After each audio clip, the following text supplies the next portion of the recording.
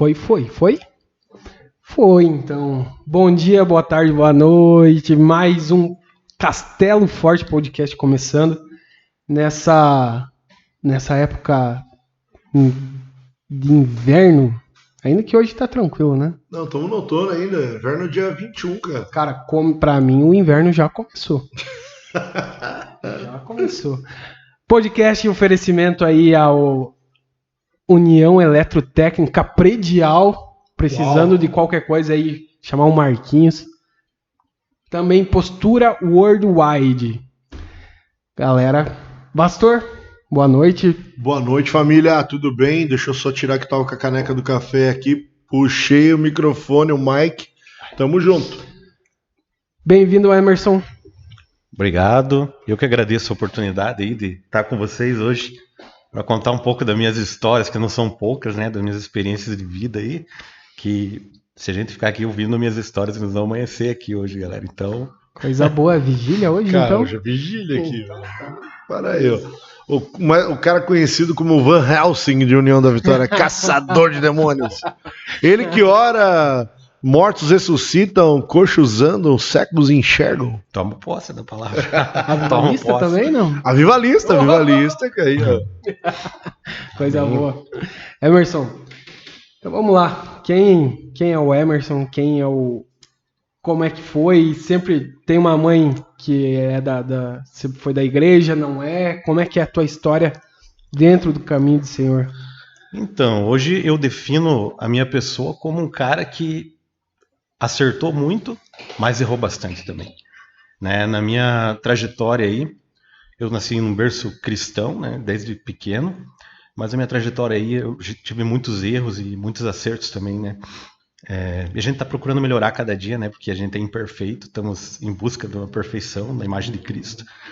Mas, assim, ao longo da minha trajetória, eu vim num lar cristão. Quando eu nasci, eu era da Igreja Católica, tanto que eu fui batizado, né? Batizado na Igreja Católica, no postinho do São João Maria, que tem ali. Jesus. Né? Fui batizado na época. E nesse período, eu não sei dizer bem certo para você o que levou meus pais a se converterem. Uhum. Porque eu sempre fui uma criança bastante doente, né? Uhum. Eu sofri muito dos pulmões, problemas pulmonares, e eu tive uma pontada pneumonia dupla, o qual eu fiquei entre a vida e a morte, né? Só respirando mesmo por aparelho e salivando. E eu acho que foi nesse período que a minha mãe e meu pai acabaram se convertendo. Né? E desde pequeno assim, eu digo que eu já tinha assim uma não existe predestinação, né? Mas algo assim a ver o meu chamado com o sobrenatural. Uhum. Porque eu me recordo que a gente morou na casa onde meus pais moram hoje, porque depois de muitos anos eles voltaram a morar naquela casa, e hoje eles moram até muitos anos, faz mais de 20 anos que moram lá. E quando a gente foi morar nessa casa, eu me recordo que essa casa ela tinha um ambiente espiritual bastante pesado. Eu era uma criança e eu recordo das coisas que eu via dentro daquela casa, certo. Sabe? Eu via pessoas mexendo em utensílios domésticos, eu via pessoas caminhando, eu via pessoas que literalmente me puxavam da cama e me derrubavam no chão à noite. Eu via cachorro, lobo. Aquela casa, durante a noite, eles apedrejavam a casa, mas não tinha nada, sabe? E eu me lembro de uma vez que eu entrei debaixo da casa, era uma casa muito antiga, muito velha, e no meio da casa tinha um crânio humano, no meio dessa casa. Aí, com o passar do tempo, o meu pai e minha mãe começaram a encontrar coisas dentro da casa. Trabalhos que eram feitos, escondidos, com pregos. No caso, seria de uma senhora que morava ali. Uhum. E a gente acabou descobrindo que aquele lugar servia para que ela dava atendimento, sabe? Fazia trabalhos e tal. E o clima espiritual da casa ficou pesado. E ela morreu, e o pai e a mãe alugaram a casa. E aquela casa ficou, e eu via tudo, sabe? Eu era criança, eu lembro de muita coisa. Até minha avó uma noite foi posar lá e algo quis sufocar ela na cama. E foi nessa época que o pai e a mãe começaram a buscar ajuda na igreja, né? E havia um pastor, na época, que era a primeira igreja quadrangular aqui de Porto União, que era o pastor Gilmar Carvalho, que ele veio para cá. E ele começou a acompanhar eles e orar na casa, e ungir a casa. E acabou. Acabou, com muita oração, acabou. E tanto que hoje meu pai e minha mãe moram lá, faz 20, 30 anos mais ou menos, e a casa Não tem mais nada, né? Então, isso sempre me acompanhou, esse algo sobrenatural. Mas como eu cresci num lar cristão, né? Eu cresci dentro da igreja, né? Mas quando a gente chega numa idade da adolescência, né? Da pré-adolescência e adolescência, você começa a conhecer os amigos, conhecer o mundo, e você começa a desejar as coisas do mundo, né? Os teus amigos todos, eles vão pra balada, eles bebem, eles fumam, né? E aquilo parece ser atraente, né? Pro jovem, né? E foi um período assim que eu me afastei da igreja, né? A gente acabou indo morar no bairro Santa Rosa, e naquela fase da adolescência eu me afastei. Eu fiz uma dos amigos, né? Eu trabalhava já, e eu me afastei. E eu lembro que com esse afastamento, como eu já tinha algo assim que me chamava para o sobrenatural, eu fui convidado a ir num centro de Umbanda. Eu peguei e fui, curioso, né? Aquilo sempre me atraiu, o sobrenatural me atraía. Eu fui para conhecer. E eu comecei a ir, e comecei a ir, e comecei a ir. E eu via as pessoas ali trabalharem ali dentro, e eu via o rapaz que tocava tambor, e aquilo começou a me gerar uma vontade de estar ali, sabe? Tanto que as pessoas que me levaram para lá pararam de ir e eu continuei. Toda sexta-feira eu ia. Eu saía de lá 1h, 2h da manhã, toda sexta-feira eu ia. Aí começa aquela história, né? Você tem algo para desenvolver. Sempre essa história. Você tem algo para desenvolver. E eu, de cara, mas eu quero bater tabaque. Eu quero bater tabaque. Aquilo que eu quero. Aquilo que tá mexendo comigo. Eu quero fazer aquilo ali. E aí eu comecei a fazer consultas com espíritos. Comecei a querer trabalhar ali dentro. E a minha mãe, como já eram da igreja, né, já tinha se mudado para cá, ela viu que eu estava me perdendo. Ela viu que ia me perder, e nesse momento eles estavam passando por uma crise no casamento, meu pai e minha mãe, né? E ela viu que eu estava me perdendo, que eu ia para o lado do espiritismo. Então ela procurou o pastor Rogério. Eu lembro até hoje, pastor da 2ª Igreja Quadrangular de Santa Rosa. Hoje ele não é mais pastor, né? Ele foi embora para Joinville. E ela chegou e conversou: pastor, o meu filho está se perdendo, meu filho está indo para Umbanda e ele quer tocar tabaco e ele está encantado com aquilo e eu estou perdendo ele. Aí o pastor usou de uma estratégia. Ele foi muito sábio. O que ele quer fazer? Quer tocar tabaco. E um dia o pastor aparece lá em casa para conversar comigo. Cara, eu estou precisando de um baterista na igreja. Pastor, mas eu não sei tocar bateria. Não, mas a gente ensina você a tocar.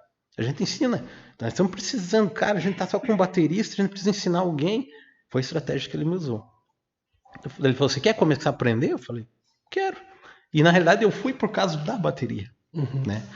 E só que o pastor, ele não sabia nada de bateria. Ele tocava guitarra, mas não sabia nada de bateria.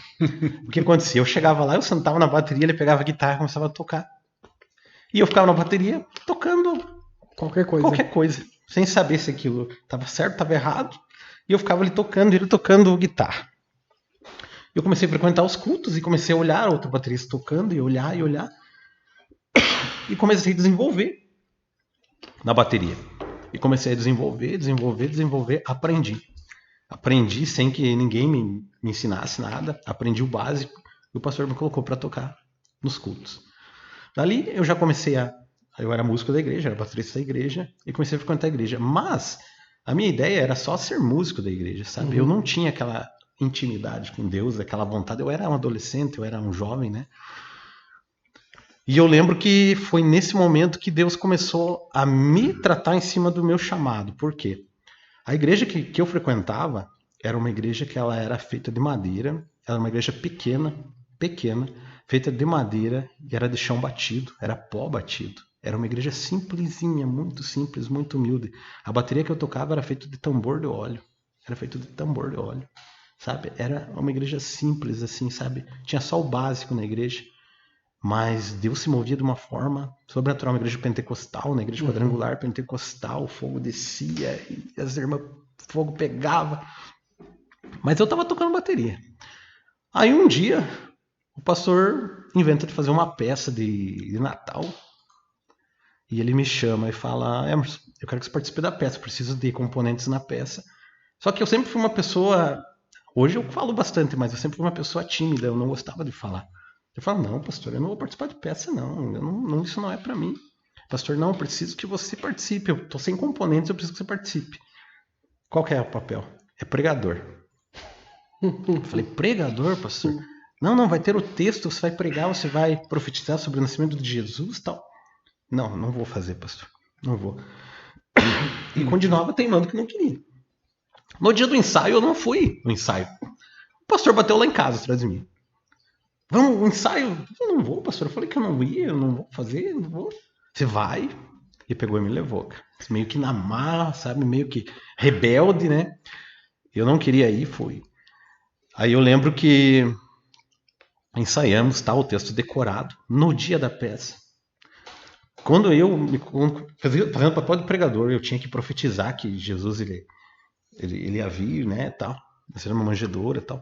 Eu lembro que aquele texto apagou da minha memória.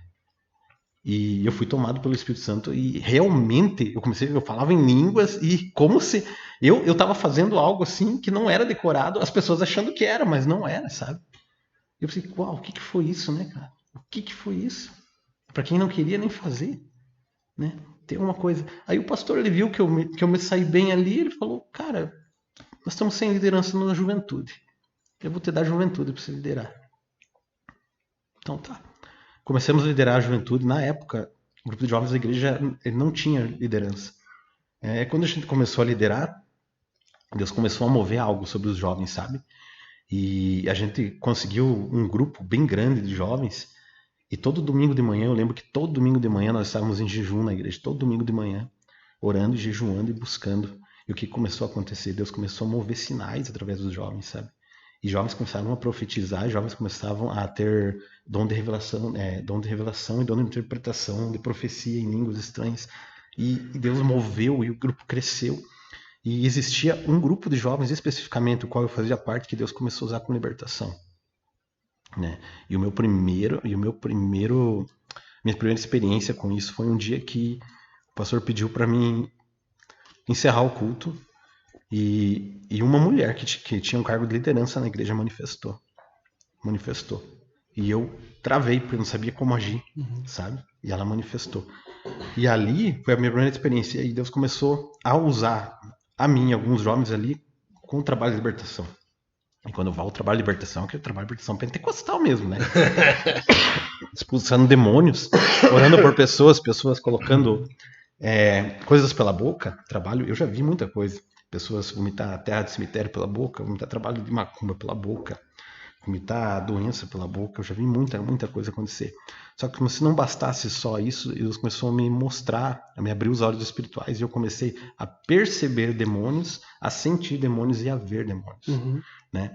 Então, quando as pessoas começavam a nos procurar para ir e orar pelas pessoas e tal.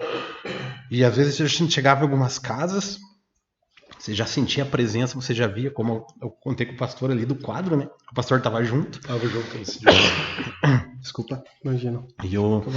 E esse espírito, esse demônio, ele estava escondido atrás do quadro, né? Aí, quando eu vi ele, eu falei, pastor, a mulher estava ali, o pastor orando, eu olhei para o quadro e falei, pastor, o demônio está atrás do quadro, escondido. Quando nós fomos lá e pegamos o quadro, a mulher manifestou o demônio, sabe? Então Deus começou a me dar essa percepção sobre a libertação. Sim. Mas o Bola não foi a minha primeira igreja, a Quadrangular não foi a minha primeira igreja. A Quadrangular, eu cresci muito dentro da Quadrangular, vivi muito tempo, né, dentro da Quadrangular. Agradeço muito o pastor Rogério. Eu tinha uma irmã, a irmã Matilde, era uma senhora igual a Dona Lu. E ela era uma irmã da oração, cara. Uma irmãzinha assim, ela era baixinha. E ela tinha calo nos joelhos, tanto que ela orava. E ela era uma senhora de 60 anos e eu era um jovem de 18, 19 anos. E eu tinha, assim, um relacionamento de neto e vó com ela. E ela, como ela era muito de oração, a gente sempre estava conversando, sabe? Eu sempre estava me aconselhando com ela.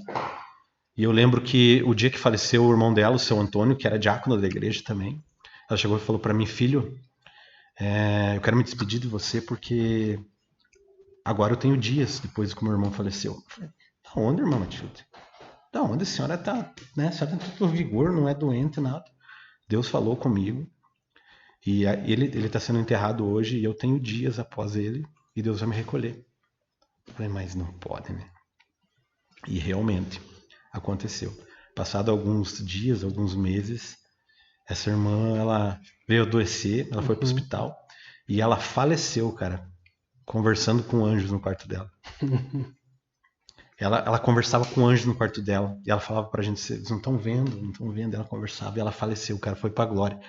Então foi uma mulher, assim, muito de oração que eu tive, assim, a oportunidade de conhecer e vi que a pessoa que serve a Deus de uma forma intensa, vida de oração, santidade, cara, ela tem uma comunhão com Deus. Ela sabia até a hora que ela ia morrer, cara, né? Mas então, fiquei na quadrangular por um tempo, o tempo passou, né?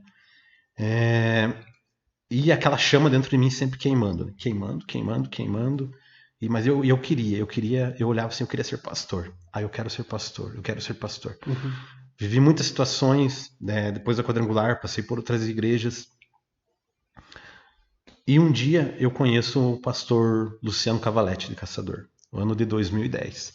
Eu conheci o pastor Luciano Cavaletti, de Caçador, e a gente criou um vínculo, uma amizade, né?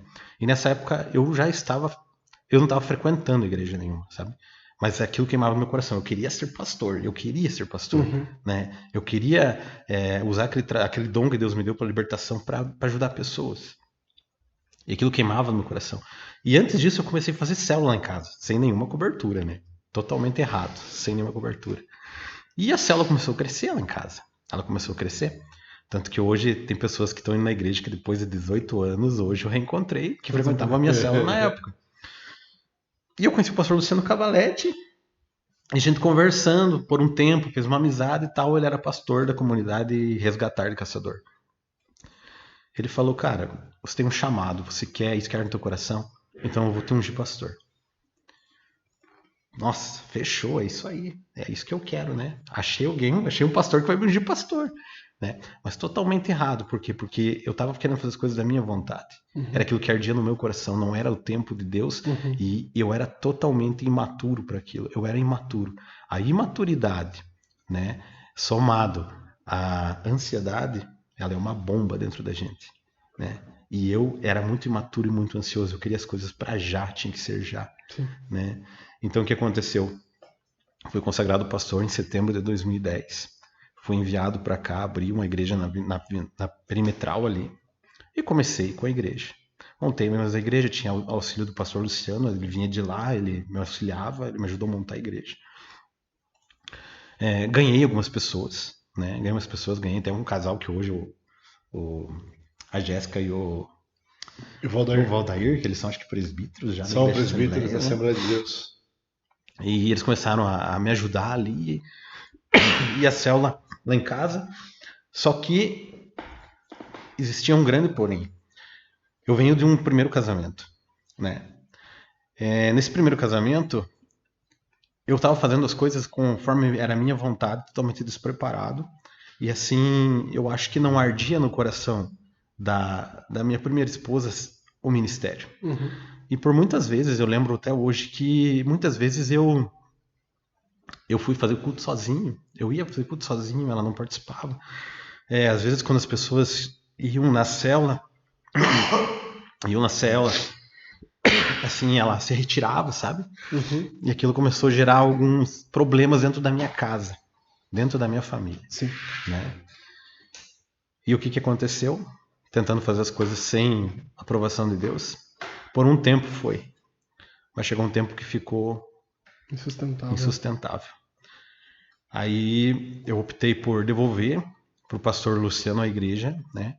Hoje não é mais comunidade evangélica Resgatar, hoje ele é pastor da Nação Forte, Caçador, né? Devolvi a igreja para ele, tenho amizade com ele até hoje. E o chamado para pastor foi ungido, mas ficou guardado. Se perguntar para mim hoje, Emerson, você quer ser pastor? Eu digo para você, não. Não, cara. Sabe, foi algo que queimou no meu coração um dia. Hoje, não queima mais, cara. Se for perguntar para mim, esse chamado, você quer ainda hoje? Queima? Não, ainda não. Talvez por uma série de consequências, né, que aconteceram. Sim. por muitas frustrações, por decepções. Hoje eu entendo também que não era o tempo de Deus. Não era o tempo de Deus, né? Eu quis fazer as coisas conforme minha vontade. Sim. E acabei me frustrando. Então, hoje, eu estou criando uma identidade em Deus, né? Acabamos com muitos problemas que a gente teve. A gente acabou se divorciando, né? Se divorciando. Ela seguiu a vida dela. A gente teve muitos problemas. Ela seguiu a vida dela. Eu segui a minha. E aí Deus começou uma nova história, né? Passei por muitas igrejas, muitas delas eu e o pastor participamos juntos, né? Quadrangular, Alcance, né? Ali a Restauração, né? Muitas igrejas, eu conheci o pastor há muitos anos, o pastor caminhou muito tempo comigo, acompanhou muito tempo a minha vida, o primeiro casamento, ele sabe praticamente tudo que aconteceu, né? Tudo que aconteceu na época ali, ele teve presente ali. Apartou muitas vezes muita coisa e não foi fácil. Mas eu acabei, né? Também porque eu falo assim, no fim de um relacionamento, não é uma pessoa só o culpado, né? Não é só você, não é só ela era o culpado ou só eu era o culpado. No fim do relacionamento, as duas pessoas têm culpa, Sim. né? E acabamos se divorciando e ela seguiu a vida dela, eu segui a minha. Aí Deus começa uma outra história, né? Por quê? Porque eu sou casado com a Gislaine, né? A Giza, né? Tenho 3 filhos, o Nicolas, a Agatha do primeiro, a Agatha e o Natan do primeiro casamento e o Nicolas do segundo. E a gente começou uma nova história. E essa história que a gente começou foi algo assim que eu acho que era propósito de Deus. Por quê? O meu filho, o Nicolas, ele é síndrome de Down, né? Ele é síndrome de Down e tem um grau leve de autismo. Só que quando a gente se conheceu, eu trabalhava na PAI de Porto União e a Giza trabalhava na PAI de Porto União. Nós dois trabalhávamos na mesma escola. E a gente trabalhou bem certo 9 meses, que é o tempo de uma gestação. E você sabe que numa PAI, o dia a dia numa PAI é trabalhar com crianças deficientes, com crianças, né, síndrome de Down, autistas, crianças debilitadas. E foi um lugar assim onde eu posso dizer foi um dos melhores lugares que eu trabalhei na minha vida. Sabe? Eu amava fazer aquilo, eu amava cuidar daquelas crianças, eu amava transportar as crianças. E ver as crianças todo dia e acompanhar o crescimento delas, eu amava aquilo. E a gente se conheceu ali com a Giza. E nessa época, eu me lembro que eu morava com o meu compadre, o Alceu, né? Que era pastor também, né? E na época, como eu fui morar com ele, eu lembro que eu praticamente dormia dentro da igreja, né? Tinha um altar da igreja e eu dormia ali no altar da igreja. Literalmente, né? Eu passava noites e noites orando ali. Eu estava numa situação bastante machucado, bastante frustrado, né? Passando por problemas jurídicos, problemas, né? Por causa do outro casamento. Longe dos meus filhos, né? Da Agatha e do Natan. Então foi um período muito difícil para mim, né? Aí eu fui morar com meu compadre. Então foi uma época assim que eu comecei a buscar muito a Deus. E eu orava muito a Deus. E literalmente dormia no altar. E uma noite eu lembro que Deus falou comigo. E Deus falou assim para mim: olha, você vai ter mais um filho, homem, mais um. E esse filho ele vai ser especial. Deus falou bem assim para mim: esse filho vai ser especial. E o nome dessa criança já foi escolhido. Eu falei: mas como assim, né? Eu nunca pensei em ter filho. Mas o especial, quando Deus falou especial, eu entendi o especial de Deus, quando Ele falou no meu coração, que seria especial por ser, talvez, um homem muito usado por Deus, né? Ou alguém que seria muito usado por Deus. E eu fiquei com aquela palavra. Quando a gente começou a namorar com a Gi, a Gi ela veio também de o marido dela faleceu, né? Ela era viúva.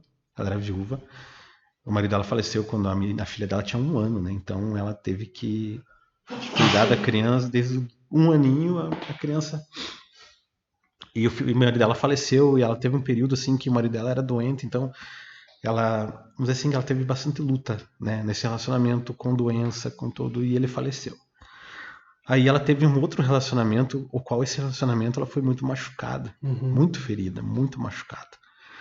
E quando eu começo um relacionamento com ela, eu começo a receber um reflexo do que a outra pessoa tinha feito com ela, né? Então eu comecei a receber um reflexo de tudo aquilo, sabe? Eu conheci ela não era cristã, né? Sim. Ela não era cristã, ela estava começando a andar, começando a conhecer a igreja. Ela tinha as crenças dela e tal, era tudo diferente. E eu comecei a receber o reflexo de tudo que aquela outra pessoa havia feito com ela. Eu comecei a pagar por aquilo, sabe? E foi bem complicado, foi bem difícil. E eu já vim num relacionamento também complicado, conturbado. Aí eu vou para um relacionamento conturbado também. Né? Você estava machucado, né? Tava machucado. Aí o que aconteceu? E um dia, a gente conversando, ela pegou e liberou pra mim e falou assim: olha, Emerson, eu quero ter um filho homem, porque eu tive a Júlia, né? Eu tive a Júlia e eu quero ter um filho homem ainda. E eu, já me lembrei da palavra que Deus tinha liberado no meu coração há um tempo atrás. Eu falei: você quer ter um filho ainda? Ela falou: quero. Daí eu falei assim: me diz uma coisa, você já tem o nome dessa criança escolhida? Ela falou: sempre eu tenho comigo o nome dessa criança. Eu falei: como que é? É Nicolas. O nome dessa criança vai ser Nicolas. E Nicolas a gente sabe que ela quer dizer vencedor, né? Aí a gente fica 9 meses dentro de uma PAI. Eu creio que fomos preparados, treinados, porque dentro de uma PAI a gente conviveu com crianças com síndromes por 9 meses. No fim desses 9 meses a gente sai da PAI os dois juntos e ela engravida, né? E quando nasce a criança, a gente descobre que o Nicolas veio com a síndrome de Down, né? Sim. Com a síndrome de Down. E a gente começa a aplicar tudo que a gente tinha vivido lá dentro da PAI com o Nicolas, né? Com o Nicolas. E Deus disse que o nome das crianças já tinha sido escolhido. Nicolas, vencedor. Por mais que a gente ia passar por uma série de desafios que começaram ali, que foram muitos os desafios com o Nicolas, muitos. Porque a gente vivia mais em Curitiba que em Porto União, porque a síndrome dele trouxe outros problemas genéticos, outras coisas que precisavam ser tratadas. Muito novo, ele já foi para cirurgia. E eu me lembro que eles tratavam com acho que uns 7 ou 8 especialistas em Curitiba. E a gente passava quase uma semana aqui, uma semana em Curitiba, sabe? E foi nessa época que a gente encontrou bastante apoio no Bola. Por quê? Porque somando o tempo do Bola, eu tô lá há 10 anos, né? Desde quando o primeiro culto, que foi naquele salão que hoje tá ali na Marechal, nós estávamos presentes, né? Quando a igreja estava só o barracão ali e algumas cadeiras. Quando era o pastor Marcelo ainda. Era o pastor Marcelo. E a gente foi com todos esses problemas no casamento, problemas com a criança, né? Com síndrome. E a gente encontrou muito apoio da parte do pastor Marcelo, sabe? A gente ia para Curitiba, a gente ficava na casa deles. O vô, né? Que é falecido. Ele puxava a gente para cima e para baixo do hospital e o pastor ajudou muito financeiramente a gente, então a gente achou muito apoio do Bola. Só que detalhe, a gente não era casado ainda, né? A gente não era casado, a gente vivia amaziado, já tinha uma brecha na nossa vida, a gente vivia amaziado, né? E o nosso casamento não ia, e era briga, era constantes agressões, né? Agressões mesmo, brigas constantes. É o sobrenatural agindo de casa, né? O pastor fala. Panela voando, xícara voando. E o pastor um dia chegou e falou: cara, vocês têm que casar, cara, vocês têm que acertar a situação de vocês aí, não dá pra ficar assim, vocês conhecem a verdade e tal. E a gente não tinha R$1 pra fazer o casamento, né? Eu lembro até hoje, a gente não tinha dinheiro pra fazer o casamento. O pastor, a gente faz junta panela aí, vocês casam. E eu lembro que foi nesse período que nós descobrimos que a Gislaine tinha um auxílio maternidade que a gente nem tinha pego. Sabe? E eu me lembro que esse auxílio maternidade deu mais de R$3.000 na época. Porque ela não tinha pego. Então ela pegou tudo que estava atrasado. Foi com esse dinheiro que a gente fez o casamento. E dali a gente casou. E os problemas continuaram, né? Continuaram. 2 pessoas machucadas, 2 pessoas feridas. Ela recém-convertida, né? Recém-convertida, conhecendo, aprendendo a palavra. E eu muito ansioso, muito nervoso, com o Nicolas. Muitas vezes ela foi quantas vezes para Curitiba chorando, né? Sim. Dificuldades financeiras e tal. E a gente passou por um longo período com um casamento, eu posso dizer assim, um casamento destruído, mesmo dentro da igreja. Destruído, né? Dentro da igreja. Mas aparentemente, para as pessoas estava tudo certo. Mas quem nos conhecia por fora, como o pastor Ricardo, que ele veio para a igreja, ele já sabia, ele já acompanhava, ele sabia como que estava a situação. E foi nessa época de dificuldade financeira que eu digo assim que Deus ele começou a me tratar, né? Porque eu sempre tive empregos bons, E foi numa época assim que eu tava passava de um ano já que eu estava desempregado e não conseguia. Foi uma época que o Brasil estava passando uma crise tremenda de emprego. Eu não conseguia emprego em lugar nenhum. Eu fui no Hospital São Brás. Pedi emprego. Aí era o Cristiano, o diretor do hospital, se não me engano, na época. Ele me chama e fala, cara, eu tenho uma vaga aqui, mas eu acho que você não vai querer essa vaga, cara. Falei, cara, eu tô pegando qualquer coisa, faz um ano, tô desempregado, tenho um filho com deficiente, preciso de algo, preciso pra se mantendo só com o dinheiro ali da mulher. Daí ele falou, cara, então vamos fazer os exames, está contratado. Aí eu fui para dentro do hospital, cara, trabalhar numa limpeza do hospital. E só quem trabalha dentro do hospital, principalmente na limpeza, sabe o que é uma limpeza do hospital, cara. Né? O pastor já trabalhou no hospital, o pastor sabe que você tem que lidar com coisas que talvez qualquer pessoa não lidaria. Você tem que colocar, você não pode falar bem a palavra, você não pode ter nojo. Você tem que chegar e colocar a mão mesmo, sabe? Você é chamado para limpar quartos que a pessoa ali vomitou, né? Banheiros, pessoa com diarreia e tal, sala de cirurgia. Sangue. E ali Deus começou a me tratar, cara. Deus começou a me quebrar, sabe? Às vezes eu olhava assim e falei, meu Deus, aonde que eu vim parar, né? Aonde que eu vim parar? Falei, até quando, né? Até quando que eu vou ser moído desse jeito? Eu passei um tempo no hospital, dali depois que Deus me moeu bastante dentro do hospital, que eu aprendi bastante com a dor, né? Vi muitas pessoas ali falecerem, fiz muitas amizades no hospital. Aí eu fui trabalhando para uma funerária, cara. Deus falou assim, agora você já aprendeu com a dor, agora você vai aprender com a morte. Aí você me pergunta o que é o pior, a funerária ou o hospital? Cara, eu digo que é o hospital, cara. É o hospital. Porque lá na funerária, sim, muitas vezes você tá ali com o corpo, preparando um corpo, ajudando no preparo. E te passa muitas coisas pela tua cabeça, sabe? Porque você sabe que ali é o fim de todos os homens. Sim. Você sabe que você está ali hoje preparando alguém, mas um dia vai ser você que vai estar deitado naquela mesa, sendo preparado por alguém. E não tem, cara. Era criança, era novo, era velho, era rico, era pobre. Era todo mundo, sabe? E Deus começou a me tratar com a dor, sabe? Você viver num clima todo dia de dor, confortando famílias, IML, cemitério. Eu falo assim, Deus, o que você quer comigo, né? Primeiro eu fico dentro do hospital, agora eu vou para funerária. O que é isso? Né? Hoje eu não entendo, cara, porque hoje trabalhando com os clowns, né? A gente vai entrar no assunto dos clowns, hein? E na assistência social eu entendo que a assistência social ela exige que a pessoa esteja predisposta a servir, né? Porque muitas vezes você vai encontrar situações em que a pessoa vai estar com dor, que a pessoa vai estar cheirando bebida, que a pessoa vai estar numa sarjeta. E você muitas vezes vai ter que abraçar, você vai ter que cuidar, você vai ter que demonstrar amor para essas pessoas. Né? Talvez se eu não fosse moldado nisso hoje, eu não conseguiria fazer, né? Não conseguiria. Hoje eu não tenho problema nenhum com isso, né? Não tenho problema nenhum com isso. Não tenho problema com liberar perdão. Graças a Deus, fala uma coisa que Deus me tratou desde o começo, sabe? Me quebrou muito. Então, sou uma pessoa facinho de liberar perdão, facinho de pedir perdão. Então eu vejo assim que Deus me moldou, assim como Ele nos preparou para cuidar do Nicolas. E hoje, com a vida do Nicolas, a gente também está começando a caminhar com 2 associações da cidade, né? Que é o Laços de Amor Down, a LAD, e Autismo Sem Barreiras, né? Mais a Gi que anda com eles, né? Porque ela tem mais tempo, ela anda mais com eles. Então a gente vê assim que Deus está começando a mover algo em relação a isso. Sim. Também, né? Em relação a crianças com dificuldades, em famílias com dificuldades, porque a gente sabe o que passa uma família com uma criança especial, né? Sim. Uma criança especial, ela exige muito dos pais, né? Muito dos pais.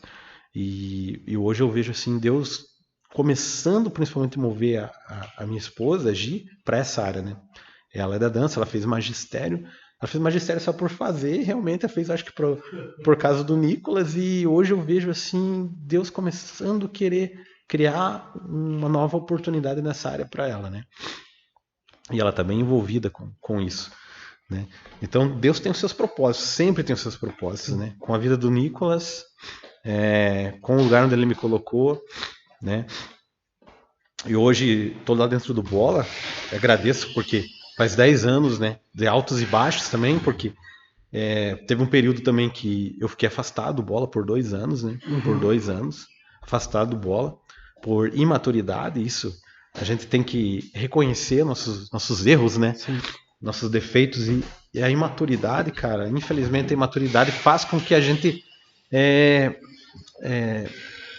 faça coisas que você na hora você não pensa. Sim. Né? Você acaba fazendo e depois se arrepende. E graças a Deus eu tive a oportunidade de me arrepender e voltar, né? Depois de 2 anos a gente tá dentro do bola de novo. E voltando a falar um pouco dos clowns, né? Que hoje a gente trabalha à frente dos clowns.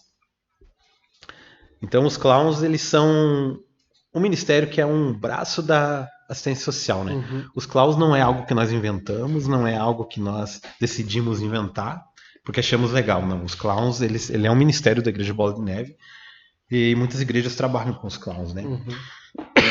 E os clowns, eles são um braço de assistência social. Por quê? A gente entende hoje, né, que nós podemos levar a palavra através das artes, né? Da Sim. música, da dança, do teatro, né? A gente sabe que o nosso inimigo, o diabo, ele tem usado das estratégias, usado as artes para atrair adeptos para ele, mas nós podemos usar as artes para atrair adeptos a Jesus, né? A ganhar. E quando a gente coloca um clown, o que é um clown? É um palhaço, né? O Ministério de Clowns, o que é? Nada mais é que palhaços. Uhum.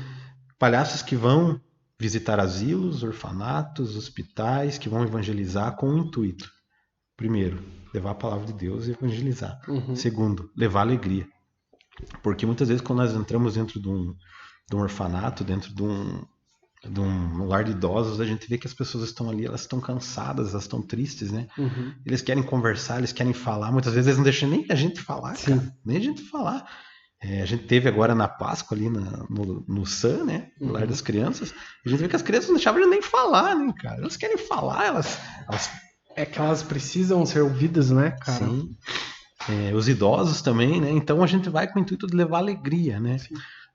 Ainda hoje não conseguimos entrar nos hospitais porque a gente está aguardando aí o seminário de capelania, que vai ser agora em julho, né? Em Curitiba. Dia 7. Dia 7. E a princípio toda a galera dos clowns vai fazer o seminário de capelania, né?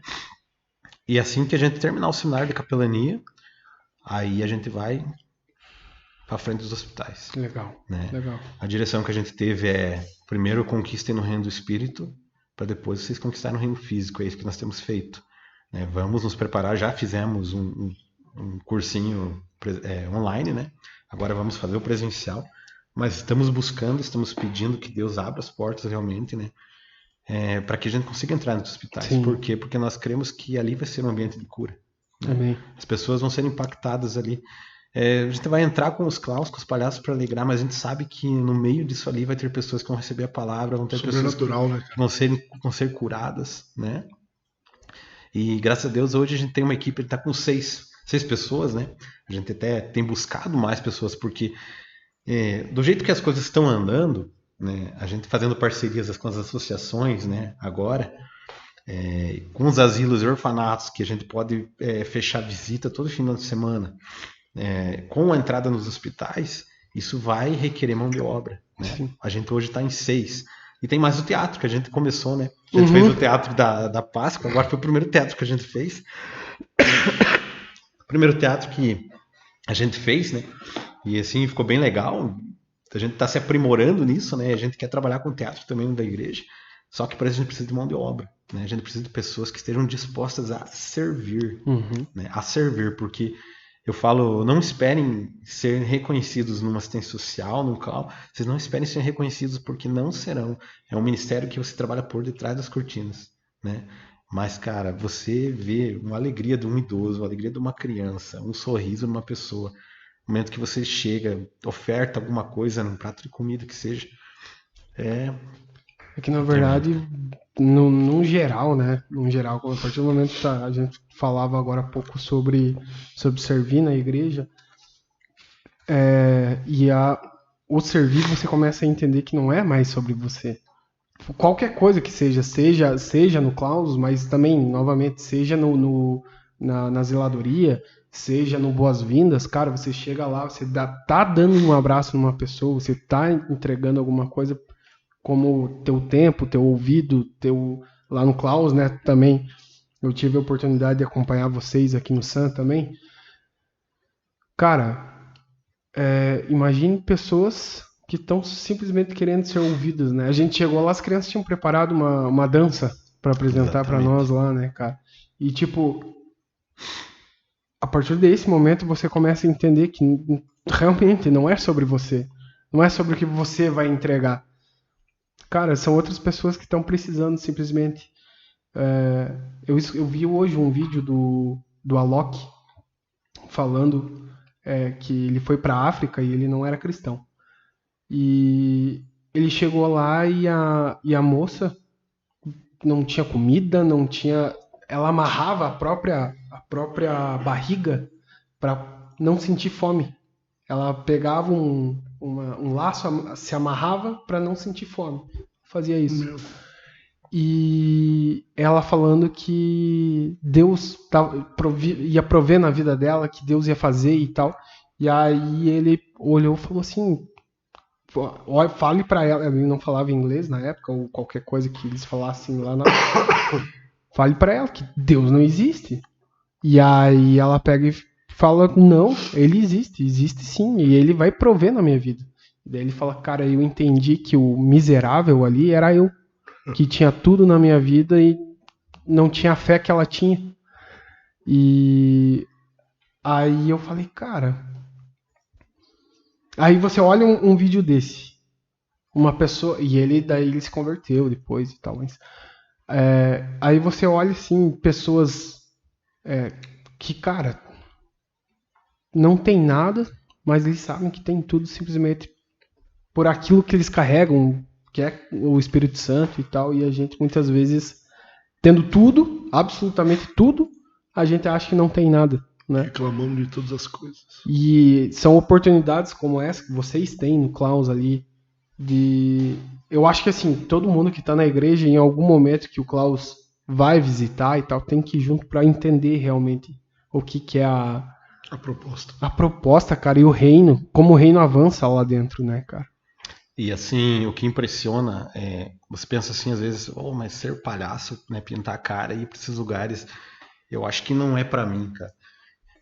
Quando isso há 2 anos atrás, quando surgiu a ideia dos clowns, né, que na época ainda eu era líder da ciência social, que quando veio o material da ciência social que eu vi sobre clowns, eu li, cara, é isso aqui que eu quero, é isso aqui que eu preciso, né? Na época a gente tinha outras pessoas participando. Assim, eu também pensava, cara, mas pintar a cara, né? Isso não é pra mim, né, cara? Sim. Só que quando você coloca um personagem, quando você veste de um personagem, porque nós temos que criar personagens, né, para ser clown. A gente fez um curso que foi dado por São Paulo, online, e a gente tem que criar um personagem. A gente tem que criar um personagem, a história do personagem. Uhum. Como ele nasceu, aonde ele nasceu, quem ele é, o que ele faz, sabe? Você tem que criar um personagem para você. E quando você começa a montar um personagem, você vê que muito do personagem tem a ver com você, sabe? E a partir do momento que você pinta o teu rosto, cara, parece que aquilo ali faz com que o teu eu, ele brote, sabe? As pessoas tímidas, tudo que você não é, você acaba sendo, né? Você se torna um personagem realmente. Né? Que nem o meu personagem, eu digo que é o Simão, né? Eu tive que criar um personagem. Qual que é o personagem? Simão. Daí por que Simão, né? Qual a história do Simão? Eu digo assim que Simão nasceu com uns 35 anos, né? Que faz mais ou menos essa época, 35, 36, que eu criei esse personagem. E por que Simão? Porque eu acho assim que todos nós somos Simões, esperando ser Pedro. Estamos num processo de transformação até se tornar Pedro. E o Simão, por ser o líder desse grupo de clowns, né? Ele tem que colocar ordem no negócio, né? Ele tem que colocar ordem, porque os palhaços, eles querem brincar, eles querem... Né? Muitas vezes ele se torna chato, o Simão, porque ele tem que colocar ordem, né? Eles começam a falar, eles interrompem, eles deixam o Simão falar, e o Simão fica brabo, né? Porque ele tem que colocar ordem, porque o palhaço é palhaço, né? Então o pessoal diz assim que o Simão é o vovô da turma, né? O Simão é o vovô.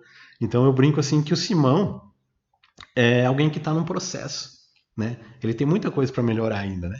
Às vezes ele é ranzinho, às vezes ele é mal-humorado, às vezes ele, né? Às vezes ele pega no pé da galera, mas ele quer ser Pedro. Sim. Né? Um dia, quem sabe, ele se torne Pedro. Nesse processo, enquanto isso não acontece, a certidão de nascimento dele está em aberto, né? Por enquanto ele é Simão. Um dia ele vai se tornar Pedro. E cada personagem tem uma história, né? A gente tem o Salsicha, tem o Choquito, que é o Marcos. O Marcos agora, o nome dele é Choquito, diz que. Tem a né? Serafina. O Choquito, tem a Serafina, tem a Alegria, tem a Tina, né? E cada personagem desse tem uma história. Você vê a Tina é uma personagem bailarina. E quem faz a personagem é do Ministério de Dança. Então é algo que ela incorporou para ela, né? Então há uma importância muito grande. Há um peso espiritual também muito grande quando você incorpora um personagem, né? De você entregar esse personagem no final de tudo, né? Para você não acabar não querendo viver aquele personagem 24 horas no dia, né? Tem um peso espiritual. A gente fala de teatro, também tem um peso espiritual muito grande também. O teatro, quando se faz teatro, né? Principalmente quando o público é um público de fora, vamos dizer assim, há um peso espiritual muito grande, né?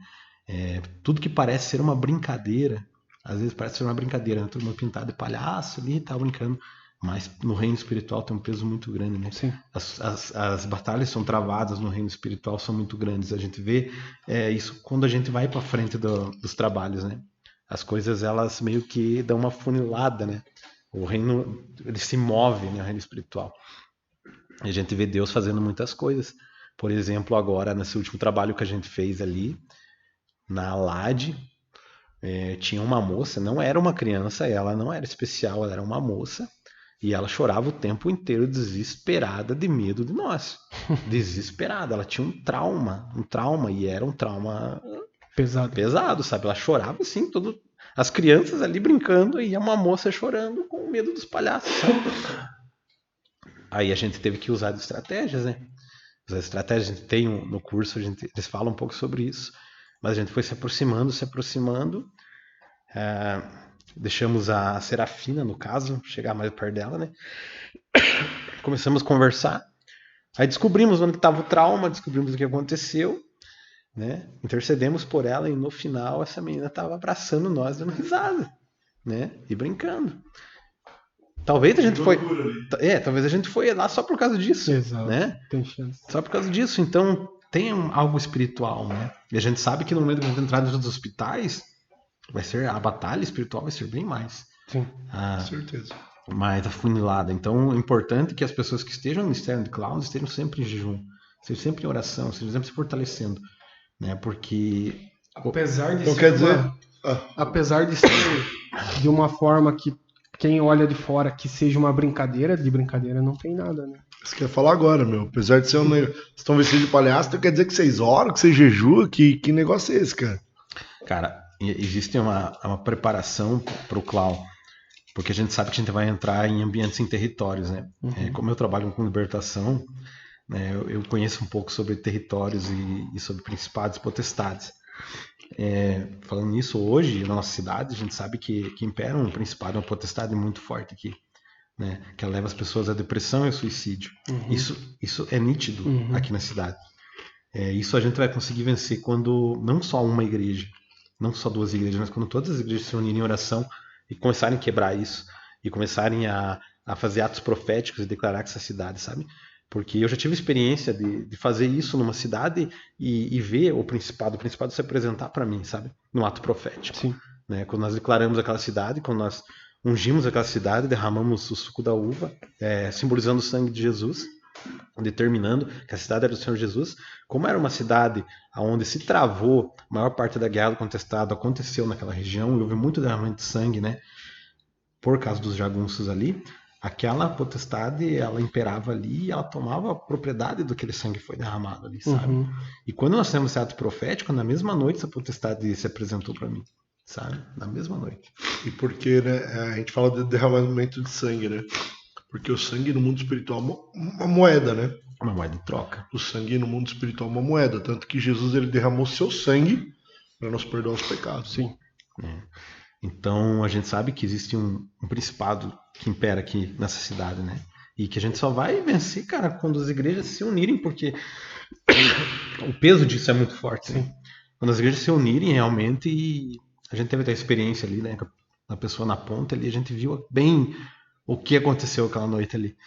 E a gente espera assim que as igrejas elas acordem para isso, né? Não só nossa igreja, mas todas as igrejas acordem para isso e comecem a se unir em atos proféticos, em orações de jejum para quebrar isso da cidade, né? Entendendo como igreja, como corpo de Cristo, e não propriamente como uma placa, né? Sim. Né? Então, quando a gente vai com os clowns para os lugares assim, a gente sabe que é um território inimigo. Hostil. Né? A gente sabe que lá vai ter coisas espirituais das quais nós não estamos vendo. Né? E nós sabemos que essas coisas espirituais elas não querem que o reino seja proclamado, Sim. Elas não querem que as pessoas mudem de vida. Porque geralmente quando você vai para uma casa de criança, o que você vai encontrar ali? Você vai encontrar crianças abandonadas, crianças que foram molestadas, crianças que passaram por todo tipo de trauma. E na vida dessas crianças houve uma abertura, né? Sim. E houve algo que entrou na vida delas ali. E esses espíritos, né? Eles não querem que você proclame o reino, eles não querem que você liberte essas pessoas, né? Sim. Eles não querem que eles conheçam Jesus, então haverá uma guerra, né? Sim. Haverá uma guerra. Não há dúvida. O ministro que ministrou o curso, ele falou várias situações, e ele falando que um dia eles estavam fazendo um teatro de rua, e quando você faz o papel do mal, é mais pesado. Quando você incorpora o papel de um espírito mal, Sim. se torna mais pesado. Uhum. Né? E ele falando que ele estava fazendo esse papel e no meio do povo que estava assistindo manifestou uma pessoa endemoniada. Uhum. Apenas assistindo a peça. A peça, né? Essa tosse tá pegando, né? Tranquilo, não esquenta a cabeça. Então ele fala muito sobre isso, sobre as batalhas espirituais. Muito importante ter um grupo de intercessores orando quando a gente vai para esses lugares. Muito importante a gente intercessão. Muito importante as pessoas que estão à frente estarem preparadas realmente, né? Porque senão depois vão passar por retaliação, né? Uhum. E a gente sabe disso, que a gente já tem visto algumas coisas acontecerem, né? Algumas coisas bem sobrenaturais, assim, né? Então a gente vê que o negócio não é brincadeira, né? Eu tenho um primo ali em São Bento do Sul, né? E ele é da liderança lá também. E ele já foi de tudo lá. Ele já foi da zeladoria, já foi líder de zeladoria, já foi líder de flame, já foi líder de tudo quanto é coisa lá e tal. E entre eles, ele participou também do teatro lá. E ele falou que teve uma época ali que existia um grupo que fazia e que eles não foram informados que eles deveriam liberar quando terminar ali, liberar o personagem, né? E, cara, pessoas que tinham certos personagens acabaram se transformando naquela pessoa de verdade, abandonando a igreja, deixando e assim, seguindo caminhos totalmente opostos que seguiam antes. E se você pega a vida da pessoa, a pessoa é aquele personagem que ela tava na peça. E eu falei, caramba, cara, isso é muito, muito, muito absurdo, assim, você não entende o mundo espiritual a partir antes de você começar a realmente entender esse tipo de nível de... Isso é perigoso, cara. Isso destrói a tua família, cara. Não é só uma questão... Não, acaba tudo. E é totalmente invisível. Só que a partir do momento que você começa a estudar, por isso que eu acho que realmente é muito importante a gente... foi falado no culto sobre isso, cara, vai dar uma procurada sobre, vai entender sobre, porque às vezes você mesmo tá passando por algo que você não faz nem ideia, porque é invisível o negócio. A gente tava lá com o pastor Sal aí, ele falando sobre como que é? O espírito humano lá, da pessoa que realmente não morreu, que a pessoa tá viva e ela faz aquela... como que é? O desdobramento. Viagem astral. Viagem astral. E, cara, às vezes tá lá na tua casa, atrasando tua vida e você não faz nem ideia. Não é, que é tipo assim, cara, a galera não tem esse... é arte, né? E não tem esse negócio que envolve o mundo espiritual, entendeu? Uhum. É tipo, vamos fazer que não dá nada, entendeu? Não precisa de um cuidado, não precisa de ter santidade, não precisa você orar, jejuar. Por isso que eu falei mais 6 horas de jejum. Uhum. sabe? Então, as pessoas esquecem, acho que na maioria dos lugares não é ensinado sobre isso, sabe? Falar dessa importância, que o mundo espiritual ele é real, sabe? Ele é real. Como existe essa esfera nossa de realidade, existe uma outra esfera que é a esfera da sobrenaturalidade, na qual a gente não vê. Tá? Lá em Daniel, capítulo 9, diz que quando Daniel orou, Deus já atendeu a oração. Sim. Mas demorou 21 dias para o anjo vir com a resposta. Por quê? Porque houve uma guerra no mundo espiritual. Mas Deus já tinha atendido.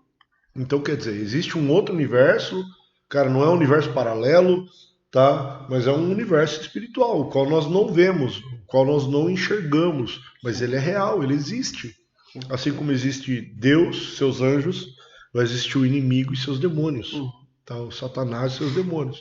E, cara, o trabalho dele é roubar, matar e destruir. Tá? Ah, pastor, o versículo não fala disso.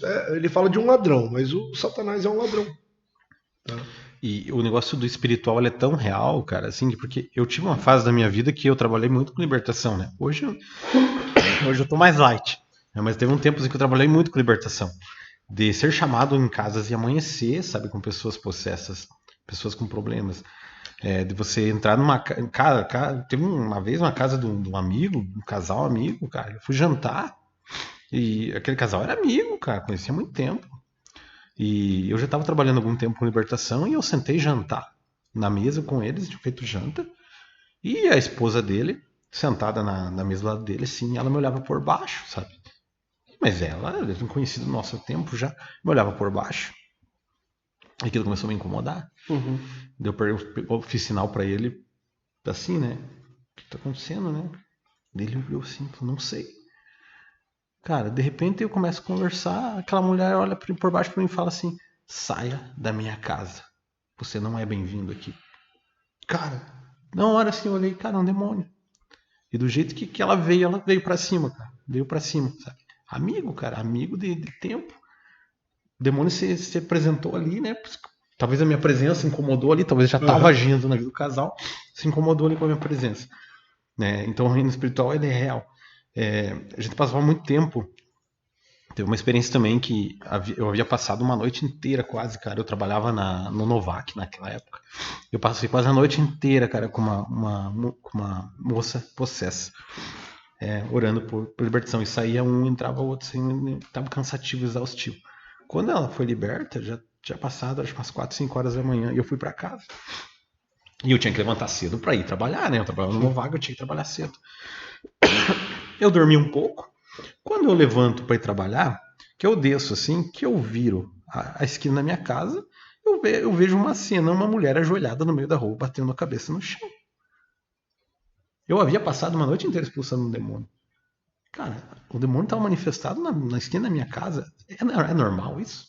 Não é normal. Eu cheguei lá, quando eu cheguei, se aproximei, ele já rusgou comigo, eu vi que era demônio. Eu expulsei e a moça se machucou, porque ela estava batendo a cabeça no chão. Aí eu chamei os bombeiros, né? Fiquei ali até os bombeiros chegar, os bombeiros levaram ela e aquilo me incomodou, cara. Eu quero conhecer essa pessoa, quem é essa pessoa, né? Peguei e liguei pro bombeiro. Falei, cara, eu sou o rapaz que chamou vocês de manhã, aquela moça, tal. Você podia me explicar o que foi que aconteceu com ela? Será que foi algum ataque e tal? Falei pro bombeiro, né? Será que ela passou mal e tal?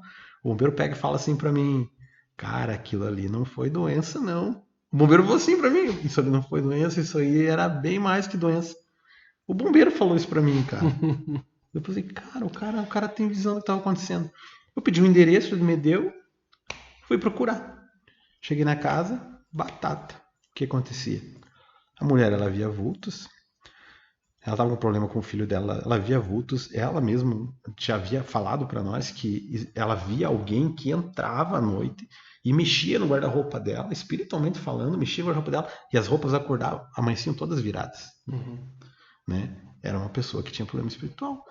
E por que justamente naquele dia que eu passei a noite inteira lidando com um lá, aparece na esquina da minha casa, uma pessoa que eu nunca vi na minha vida.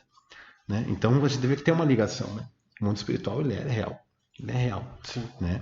E eu falo, quando a gente se veste de palhaço, o nosso propósito não é só levar alegria. Talvez se a gente fosse só apenas levar alegria, né? E brincar, não seria tão bombardeado. Mas o nosso propósito vai além disso. Né? vai falar de Jesus, vai pregar a palavra, vai transformar vidas, vai libertar pessoas. Levar o reino. Levar o reino. Aí, amigo, o mundo espiritual se move.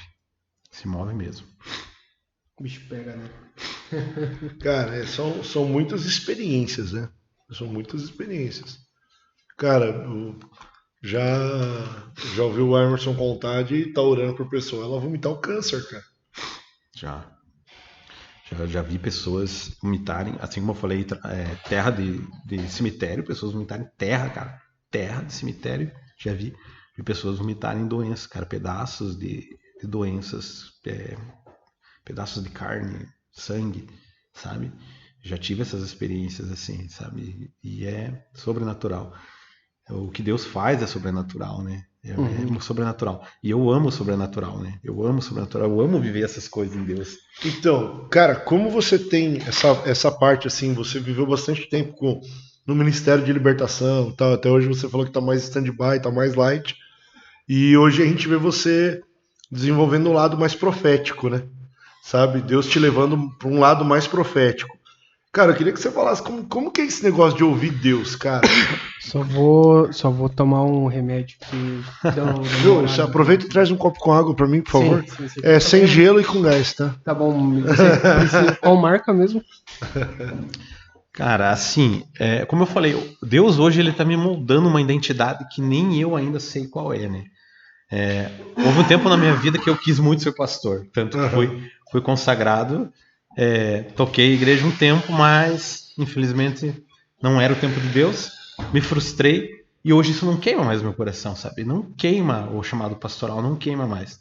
Por outro lado, eu me vejo hoje trabalhando com assistência social dentro de lugares, trabalhando com pessoas carentes, pessoas que necessitam de Deus, e isso mexe mais comigo hoje, né? Mexe mais comigo.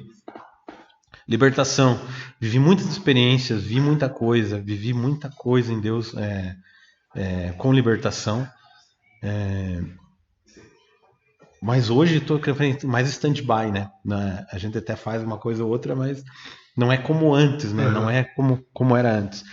E hoje eu vejo Deus assim me usando de uma forma diferente, né? No profético. A gente fala, Deus fala, né? E ele fala como? Aí depende. Às vezes pessoas elas são perceptíveis ao som da voz de Deus realmente. Elas ouvem Deus falando. Isso não é real, é real. Tem pessoas que ouvem a voz de Deus, né? Só que comigo acontece diferente, né? Comigo acontece dentro do meu espírito. Quando Deus ele me mostra algo, eu sinto dentro do meu espírito, eu sinto dentro do meu coração. E eu sei que aquilo vai acontecer ou que aquilo aconteceu. É como se eu soubesse que esse copo está em cima da mesa, ele não estando aqui. É uma certeza sem ver. É uma certeza sem ver. Né? Eu sei porque sei. Eu sei porque sei. E Deus tem me usado assim, umas formas que às vezes até eu tenho me impressionado, né, com algumas coisas que Deus tem falado. Porque eu ainda não aprendi realmente a ouvir Deus como eu deveria, sabe? Às vezes eu acabo me atrapalhando e eu acabo não entendendo realmente a direção que Deus está me dando, como aconteceu algumas vezes, né?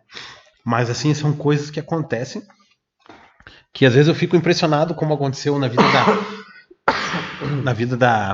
acho que foi da Mara. É a Mara, né? Aquela noite, no culto de quinta-feira, que ela tava chorando muito, né? Ela tava com problemas, ela tava chorando muito, ela tava muito triste, né? E ela foi lá na frente para receber oração. E eu tava lá atrás, né? Eu tava na intercessão. E a hora que a Milena foi orar por ela, que a Milena colocou a mão nela assim, cara, eu vi águas que desciam assim por ela assim e saíam limpas, sabe? Águas saíam purificadas, assim, limpas ela. Cara, e Deus começou a falar comigo, cara. Vai lá e fala pra ela que hoje o tempo do choro dela acaba hoje. É hoje. Acaba hoje. Poxa, mas será que é isso? E de repente, é hoje. Aí Deus começou a me mostrar uma série de coisas que vinham acontecendo ali. E eu cheguei, Milena, desculpa, eu preciso falar uma coisa. Existe um rio de cura hoje sobre a vida de você, Mara. E Deus manda dizer, enxuga tuas lágrimas porque é hoje. Acabou, é hoje. Hoje Deus enxuga teu choro. Cara, aí o que eu vejo depois desse dia? Eu vejo ela trazendo a família dela inteira para a igreja. Os filhos, né, que estavam com problemas, frequentando os cultos. ela buscando Deus, ela feliz com Deus, né? Ela testemunhando as coisas que Deus está fazendo, falando, cara, realmente Deus cumpriu o que ele falou, cara. Sim. Acabou, né? E Deus, ele fala assim, ele fala no íntimo, né? No íntimo da gente. No íntimo, como Deus tem falado muito sobre a nossa igreja, né? Eu tenho muitos sonhos, cara, muitos sonhos. Deus mostra muita coisa em sonhos. Deus tem mostrado muita coisa sobre a nossa igreja, sabe?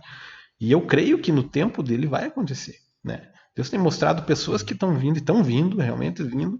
Deus me mostrou que traria pessoas bastante carregadas de problemas, carregadas com situações.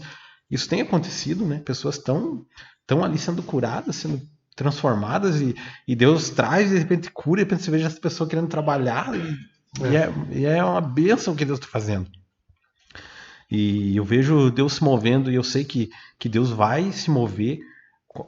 A nossa igreja, Bola de Neve, ela vai ser reconhecida na cidade, cara. Não assim por ser uma igreja em estrutura, vamos dizer assim, material grande, ter um templo enorme, mas pelo trabalho que ela vai desenvolver na cidade. Eu sei que Deus, ele vai mover a nossa igreja na assistência social. Eu sei que Deus vai levantar dentro da nossa igreja algo referente à assistência social que vai fazer com que os olhos de União da Vitória se voltem para a nossa igreja.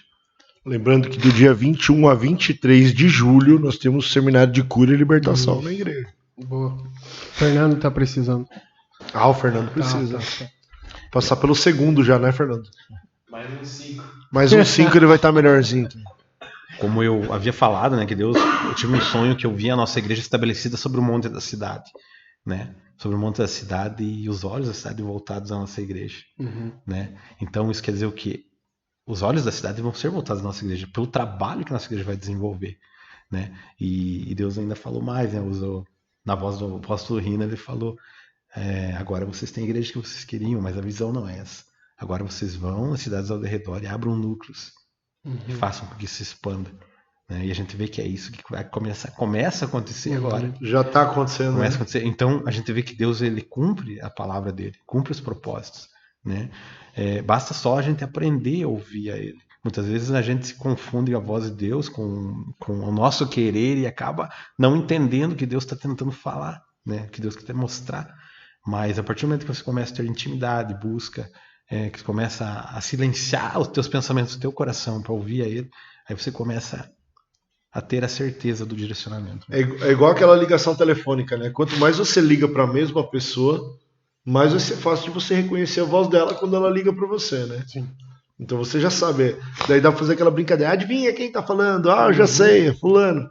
Então esse é o relacionamento com Deus, né? Quanto mais você se relaciona com ele, quanto mais você aprende a ouvir a voz dele, mais familiar vai ficar a voz dele sobre a nossa vida, né? Sim, vai. E a gente tem uma transformação muito grande na nossa vida, né? Eu falava sobre o nosso casamento com a Gina, né? E a gente passou por várias situações, até a gente brinca que o pastor Ricardo, ele é o casamenteiro, né? Porque o que ele ajudou de pessoas com problemas sentimentais, problemas no casamento, e nós não fomos diferentes, né? Foi o pastor Marcelo, ficou o pastor Ricardo, e nós continuávamos com os mesmos problemas, né?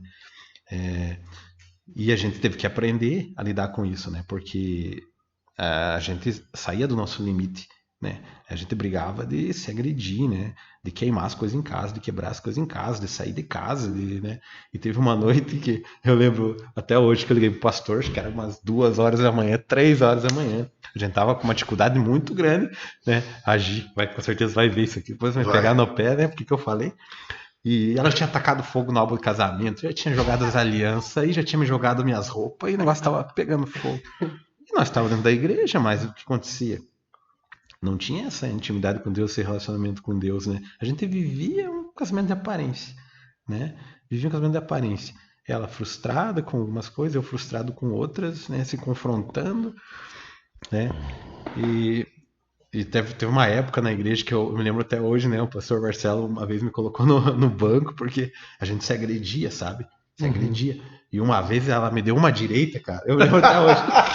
Ela me deu uma direita. Eu falei, ele não vai falar isso, mas ele falou, cara. Ela me deu uma direita, cara. E meu olho ficou roxo, cara. Meu olho ficou roxo. E eu tinha um mês de óculos escuros, cara. Cara, e eu tinha que ir na igreja. Porque, cara, a Gi ela é quietinha, assim, cara, mas pensa na mulher braba. Fez boxe, né, Gi? Pensa na mulher braba, né? E daí, cara, eu tinha que ir na igreja, cara. Eu acabei inventando uma história pra não ficar tão feio, né? Pra mim, eu tinha que trabalhar aqueles olhos roxos. Inventei uma história lá no Escorregou no banheiro. E inventei uma história, né? O pastor Marcelo me chamou, vem cá, meu amigo. Vem cá, meu amigo. Cara, eu sei que é constrangedor, cara, mas você não pode mentir, amigo. Você não pode querer mascarar as coisas, cara. Vai pegar um banco. Fiquei de banco naquela época, né? E era complicado, cara. Era bem difícil mesmo. A nossa situação ali. E Das daí, 3 horas, tava lá naquela noite que eu tive que pular a janela, cara. sim. Voltando à história, chamei o pastor, acho que era 3 horas da manhã, cara. Demorou muito, tirei o pastor da cama. O pastor chegou lá em casa e a mulher tinha consumido com a chave, né? Não tinha chave mais, tá tudo lá fora, tudo queimado. Né? O álbum queimado, tudo quebrado.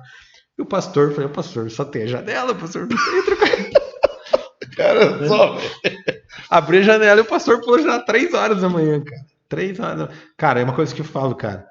O pastor tem que amar a alma, né? Sim. O pastor tem que amar a ovelha, né, cara? Porque, cara, não é qualquer um. Sair da cama. Olha, eu moro no São Joaquim, o pastor morava no São Brás, né? Era no São Brás. Longe, cara. O pastor trabalhava no outro dia. Ele teve toda a paciência de ir lá, sentar com nós dois, conversar, escutar os dois lados, né? Sempre tem os dois lados da história. Claro. E a gente começou um processo ali de realmente de um concerto, né? A gente fez vários trabalhos com casais, né? Encontros com casais, e a gente foi aprendendo a conviver, né? Sim. Foi curando as feridas do passado, né? Ela foi curando as feridas dela, eu as minhas, e a gente acabou aprendendo, né? A conviver realmente, aprendendo a ser um casal. Daí vem o Nicolas, e o Nicolas acho que veio fortalecer mais isso, porque daí a gente dependia de um ajudar o outro, né? A gente deu um ajudar o outro. E hoje, graças a Deus, cara, eu vi assim, eu falo que o nosso relacionamento hoje é outro, né? É outro, é totalmente diferente dos anos atrás, cara, né? Não existe casal perfeito, né? Não existe, sempre sai uma faísquinha, mas, cara, nunca mais negócio de quebrar as coisas de casa, nunca mais negócio de pular, nunca mais negócio de se machucar, de se ofender, sabe? Glória a Deus. E Deus transformou, cara, a nossa vida como casal. Ele transformou. E eu vejo Deus me movendo na nossa vida, assim, sabe, com o passar do tempo, né?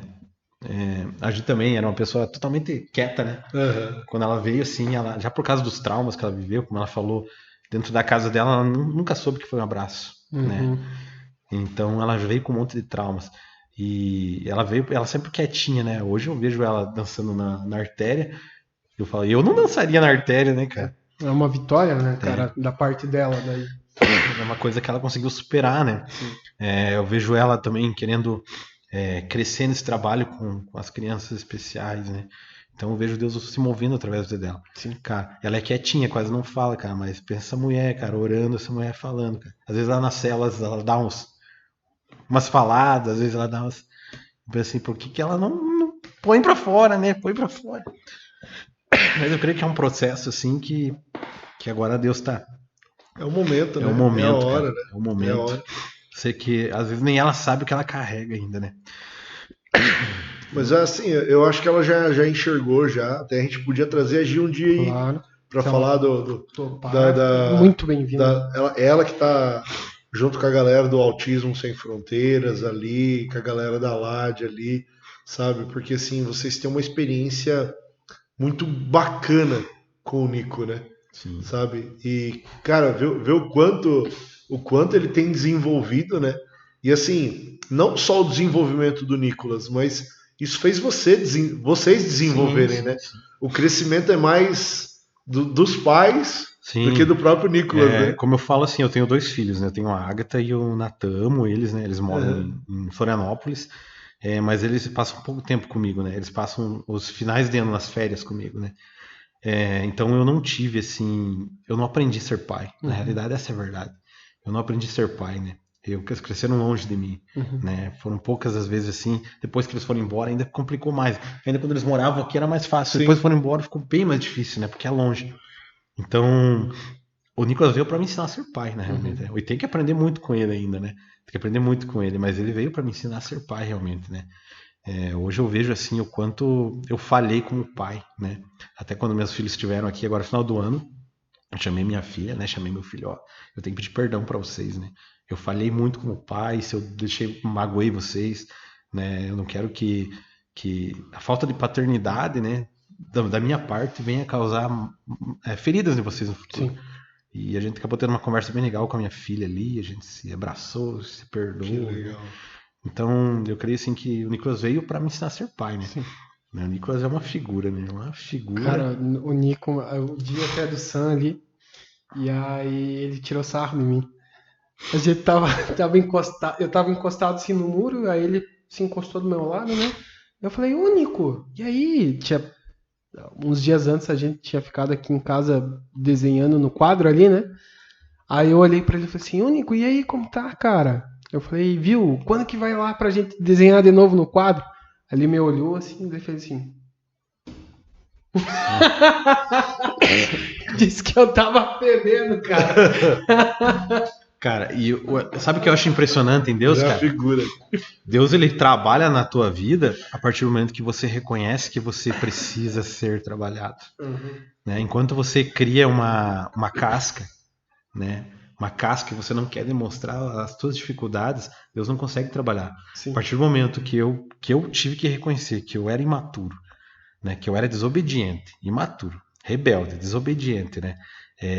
Ansioso, né? Que eu falhei como pai. A partir do momento que eu reconheci que o nosso casamento não ia bem, que eu precisava de ajuda, aí Deus falou, bom, agora, cara, combo, velho. Deus falou, cara, aí Deus fala assim pra mim, cara, você queria ser pastor assim? Você queria ser pastor desse jeito, cara? Sabe? Você queria tocar uma igreja, cara, você queria levar pessoas pro inferno, queria frustrar pessoas. Hoje você entende por quê, né? Entendo perfeitamente o porquê que não era a hora, entendo perfeitamente por que não era. Porque eu não estava preparado, cara. Deus precisou me quebrar muito, me moldar. Até na situação que eu saí da igreja, né? Os 2 anos ali, a gente teve problema. Chegou uma hora que eu reconheci, cara, eu tenho que pedir perdão, pastor, cara, eu errei. Eu estava errado, eu fui rebelde, né? Eu fiz coisas que não devia. Cara, mas para que Deus trabalhe na tua vida, nessas áreas, você tem que reconhecer, cara. Não é feio, cara. Eu sou líder da igreja hoje. Cara, mas se eu não tivesse reconhecido tudo que eu tinha de falhas, quem sabe hoje eu estava numa situação era pior. Quem sabe eu não tinha voltado para a igreja, quem sabe hoje eu estava, né? Sim. Aonde eu estava. Então é necessário reconhecer os erros, cara. Sim. Não existe super-homem, super-mulher, né? Todos nós estamos como que é que fala? Como que é a palavra certa? Em processo de maturidade. Processo de maturidade, você... crescimento. Todos os dias, diário. E, cara, sabe o que é bacana isso, cara? É assim, aquilo que a gente falou no episódio anterior, não sei qual que vai ser a sequência, mas se esse aqui for antes e depois, mas depois você vai lá e veja o da Milena. Quando eu falo de Atos, da igreja de Atos, que primeiro veio fogo, beleza? Veio o batismo com o Espírito Santo, veio o poder sobre a igreja. Legal. Mas, cara, depois vem o quê? Vem amor. Vem a igreja viver junto. Eram tudo e tinham tudo em comum, né? Só que amor o quê? Amor envolve perdão, amor envolve renúncia, amor envolve você... Quando o apóstolo Paulo diz suportai-vos uns aos outros em amor, não é que eu tenho que aguentar o meu irmão porque eu amo ele, não é isso. É dar suporte, é dar ajuda para ele, sabe? E, cara, isso envolve todo um processo de maturidade. Algo que eu não vejo nos dias de hoje, e que está sendo raro nos dias de hoje, né? Essa maturidade. Meu, da gente poder sentar, o Emerson me manda uma mensagem no WhatsApp um dia, eu falo, vamos tomar um café. Vamos tomar um café, vamos olhar olho no olho, vamos sentar e tal. Meu, eu acho que ele não esperava essa atitude da minha parte. Eu acho que ele não esperava. A minha ideia não era voltar para a igreja, né? Quando eu pensei assim, em pedir perdão ao pastor, era algo a minha ideia era que você... Era algo que me incomodava, sabe? Era algo que eu não estava em paz comigo mesmo, sabe? E nesse processo de cura eu tive que pedir perdão para muita gente, né? Muita coisa, inclusive para meus filhos. Então, algo que me incomodava. Eu preciso pedir perdão ao pastor, né, cara? Porque aconteceu muita coisa, né? Não foram coisinhas, foi muita coisa. Foram, cara, uma igreja, cara, teve, né, envolvida na situação. Uma igreja, pessoas saíram da igreja por causa disso. Não foi poucas pessoas, né? Hoje tem muitas daquelas pessoas que infelizmente estão perdidas. A gente vê também que foi assim, quando a gente não tem a maturidade, quando a gente não consegue enxergar o mundo espiritual como nós enxergamos hoje, nós acabamos atropelando as situações. E, cara, às vezes, assim, o diabo ele usa situações, tá? Situações para causar problemas que lá na frente você vai olhar, cara, foi Satanás que fez isso, não tem outra pessoa. Não foi a pessoa, foi Satanás, entendeu? Então a gente vê que foi algo espiritual para tentar nos parar realmente. Sabe? Para tentar nos parar. Não foi nenhum escândalo, não foi isso, mas foi algo, cara, que quando você tá na igreja, tá trabalhando na igreja, cara, o diabo não tá contente quando você tá servindo, irmão. Então ele vai tentar te atacar e vai tentar te atrapalhar, sabe? E a igreja, ela é um organismo vivo, tá? Então, se você tá pensando em ir para a igreja para encontrar o lugar perfeito, não entra, por favor. Não entra, porque você vai estragar. Tá? Se você pensa que a igreja é o lugar perfeito, você vai estragar a igreja. Então não vai, se você acha que é o lugar perfeito. Agora, se você é imperfeito, a igreja é o lugar certo para você. Porque a igreja ela é perfeita para pessoas imperfeitas. Sim. Jesus ele já disse, eu vim para os doentes, eu não vim para aqueles que se acham sãos. Né? E até mesmo, cara, a partir do momento que a gente acha que a gente é são, a gente tem que rever alguns valores porque precisamos quebrar o orgulho. Né? O apóstolo João diz na segunda carta de João, diz que aquele que diz que não tem pecado já está pecando. Aquele que diz que não tem erro já está errando, sabe? Então, quando a gente reconhece isso, cara, o Hermes acabou de falar, cara, pediu perdão para mim, para um monte de gente, para os filhos, cara, você sentar diante olha só, você sentar diante dos teus filhos, cara, e você chegar para os seus filhos e falar, olha, me perdoa se eu não estou sendo um bom pai. Cara, meu pai me abandonou, tinha 3 anos de idade, irmão. No meu casamento eu levei o convite pro meu pai não apareceu. Você tá entendendo? Então, agora você pega um homem, cara, que ele vai para Jesus, ele vai para a igreja, hein? Passou por todas as situações, volta, é restaurado no casamento, é restaurado na parte ministerial, e chega para os filhos e fala, me perdoa? Se isso não é Deus, cara, é o quê? É transformação. E hoje eu entendo, né? Hoje eu entendo perfeitamente.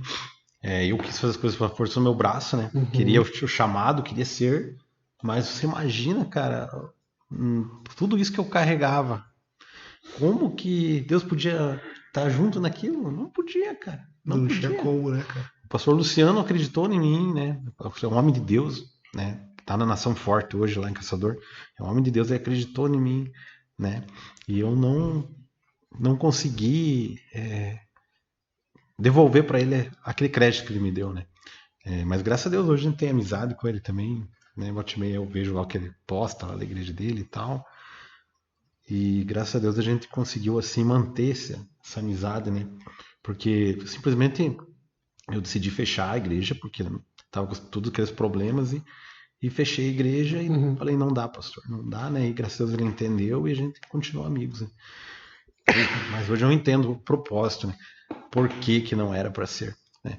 E hoje, eu não sei, cara. Hoje eu tô vivendo tanta coisa, cara, se movendo em tanta área que eu não sei. Deus está movendo uma identidade nova, né?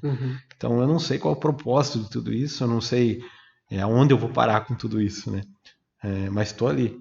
Tô fazendo trabalho social, tô ministrando, tô sendo usado profeticamente. Aquilo que Deus me entrega, eu vou e faço, né?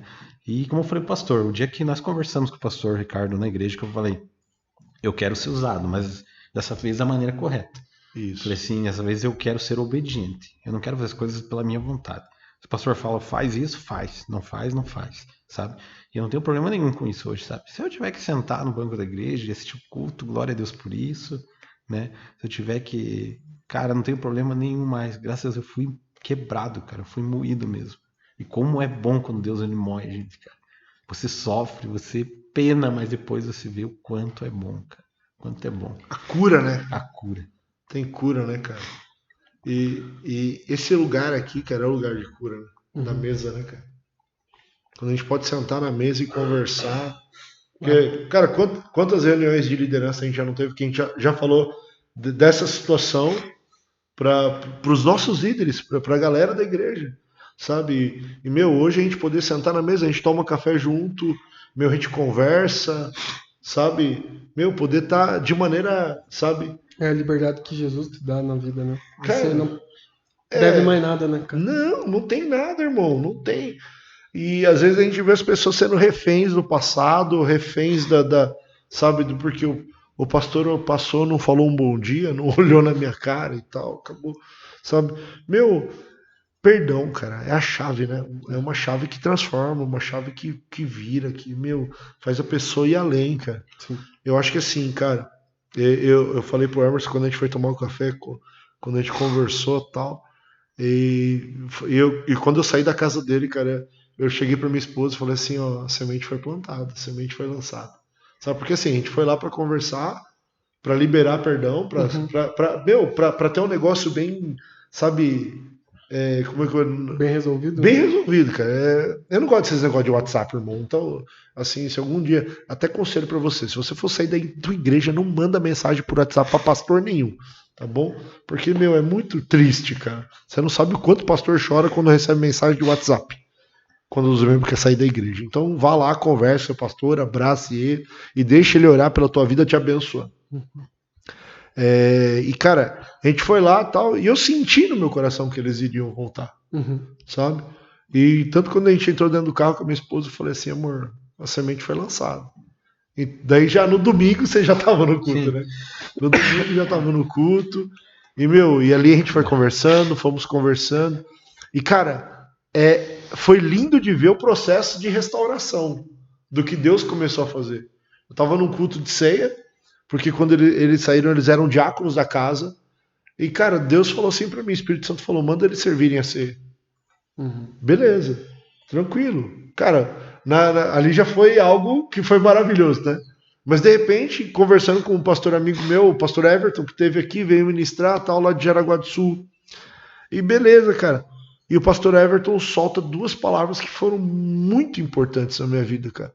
Ele falou, pastor, não tem perdão sem reconciliação e não tem perdão sem restituição. Falei, cara, é forte isso, né, cara? É forte. Eu falei, beleza.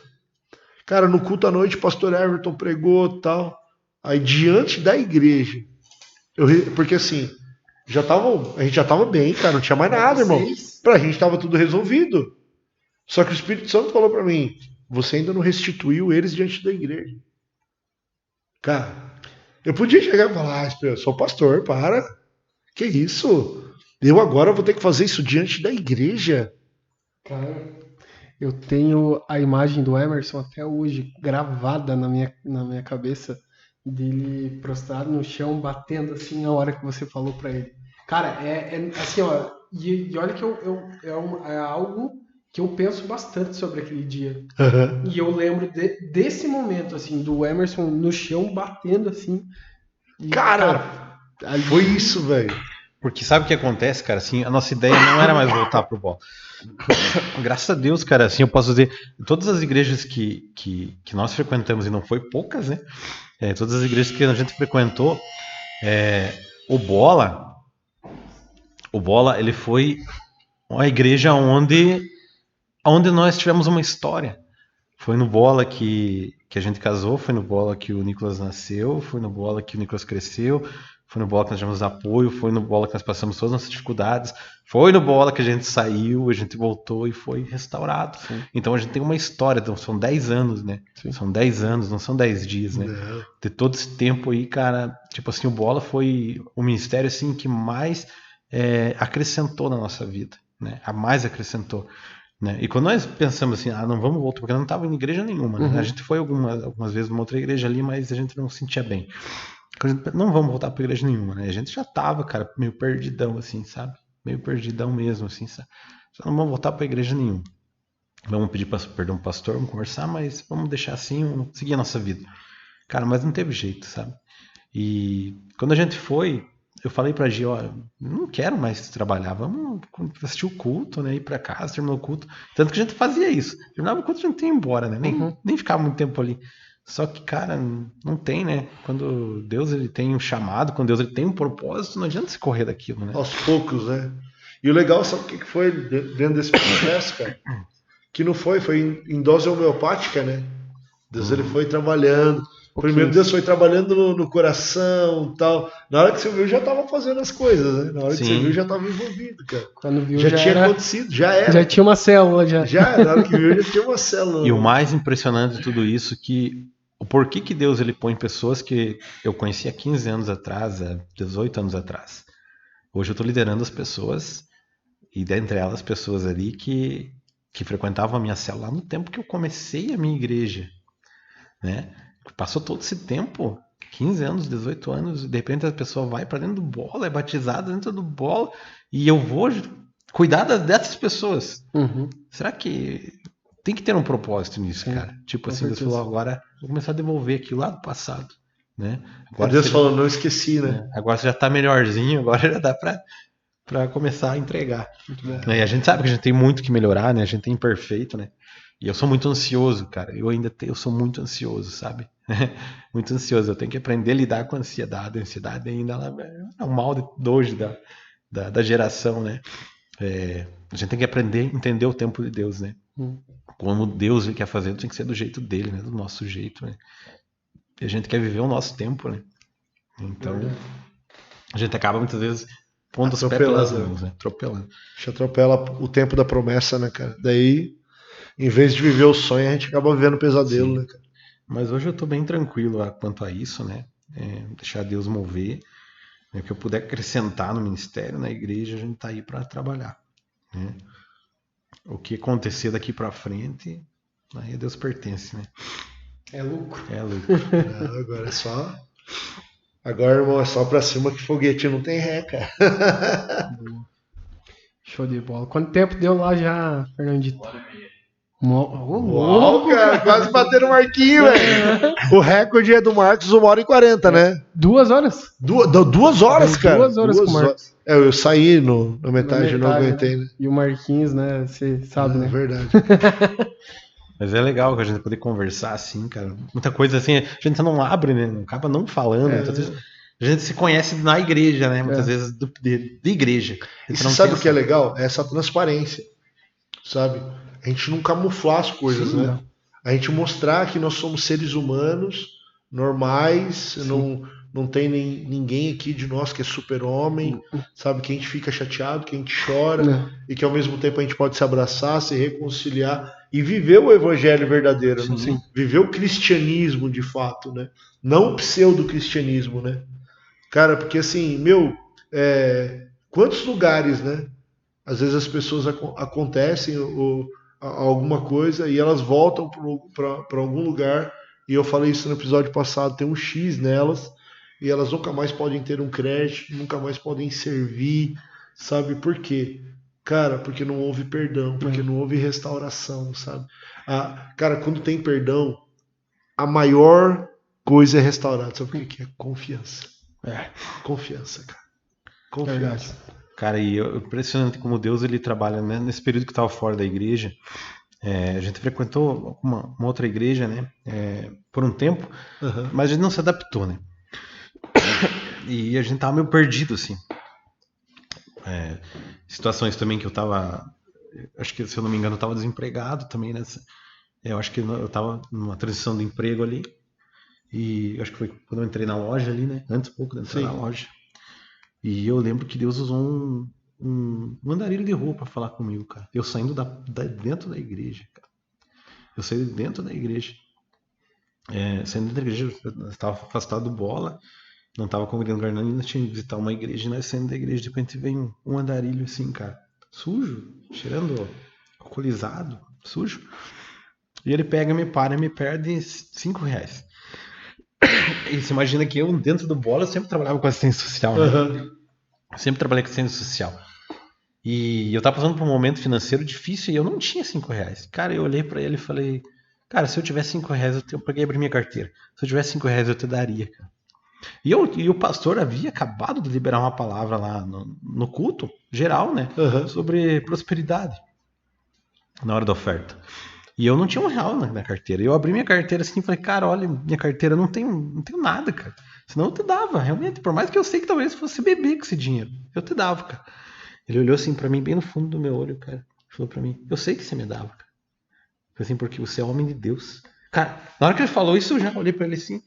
Eita. Ele falou, você é homem de Deus, cara. Ele falou assim, Deus sabe o quanto você já ajudou pessoas. Ele falou assim, hoje você não tem nada na sua carteira, mas ele vai te abrir portas. Ele falou, sabe esse rio que passa aqui na cidade? Ele falou assim pra mim. Eu falei, aham. Ele falou, então, esse rio não é nada perto do que Deus vai superabundar na tua vida. Cara, um andarilho de rua. Liberou uma palavra profética. E eu olhei pra ele assim, daí ele falou só uma coisa. Não esquece uma coisa. Quando Deus te der, lembra daquilo que você sempre fez. Ajuda os que precisam. Ele olhou pra mim, posso te dar um abraço? Cara, eu já tava pasmado olhando, né? E a gente do meu lado. Eu falei, cara, você deve me dar um abraço. E ele me abraçou assim, cara, e fica com Deus, e foi. E eu falei pra ele, o que foi isso? Ele falou, talvez se o pastor falasse lá em cima pra você não ia dar crédito. Por quê? Porque é pastor, e Deus tem que usar um andarilho na rua, né? Cara, que massa, velho. Cara, e assim, eu falo, por isso que eu falo, Deus, ele é real, ele fala, né? Quando ele quer te entregar uma coisa, ele vai usar quem quer que seja pra falar com você, cara, né? E aquilo me acrescentou fé, né? Porque eu tava meio triste, me acrescentou fé. Então, a gente vê que Deus tem um cuidado, ainda que nós estávamos afastados, ainda que nós estávamos naquela situação, mas Deus ainda mandou uma palavra, né? Usou uma pessoa para mandar uma palavra. Sim. Né? Que massa. Muito bom. Muito bom. Então, acho que é isso. Estamos aí. Vamos fechando mais um podcast aí. Emerson, muito obrigado pela tua presença, cara. Amém. Quero pedir desculpa aí pela tosse, né? Mas a garganta irritada aí, vindo uma gripe aí de dias já. Começa essa época aí. E pega, né? O pigarro na garganta. Verdade. Eu que agradeço aí pela atenção de vocês aí, pra gente poder compartilhar um pouco da história, né? A gente crê que o testemunho serve para edificar vidas, né? E vidas são edificadas quando a gente fala do que Deus faz, do que Deus é capaz de transformar. Amém. Com certeza. Pastor, muito obrigado. Tamo junto. Mais uma noite aí juntos. E galera, não esquece de compartilhar, comentar, curtir, mandar pra sogra, pra vizinha, pro papagaio, manda pra todo mundo lá, pra galera tá. Senta o dedo no like, cara. Exato. Senta o dedo no like, aumenta aí a visualização, o compartilhamento, né? Aproveita, vai lá no Insta já também, já segue Castelo Forte Podcast. Isso. Podcast.cf. Isso vai aí. lá e escreve lá, Emerson bate bateria, então. Dessa vez não é o Dedezão, não. Valeu, galera. Obrigado. Tchau. Falou, família.